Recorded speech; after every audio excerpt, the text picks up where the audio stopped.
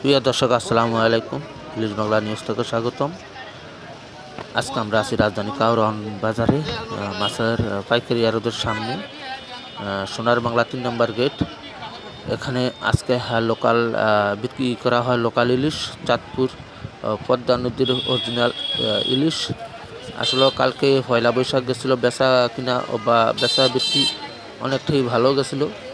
তবে আজকেও আমরা প্রতিদিনের মতন এখানে ইলিশ মাছের ভিডিও নিয়ে আসলাম। এখন আজকে দেখলাম বেশ বড় সাইজের ইলিশই বিক্রি করা হয়। অনেক মানুষেরও এখানে জাঁকজমাট মাছ কেনার জন্য, এমন ভালোই বেচা কিনা চলে। আসলে যারা মাছ নিতে চান অবশ্যই আপনারা এখানে অর্ডার করলে, যোগাযোগ করলে মাছ নিতে পারবেন। আজকে এই পর্যন্ত, ধন্যবাদ, ভালো থাকবেন।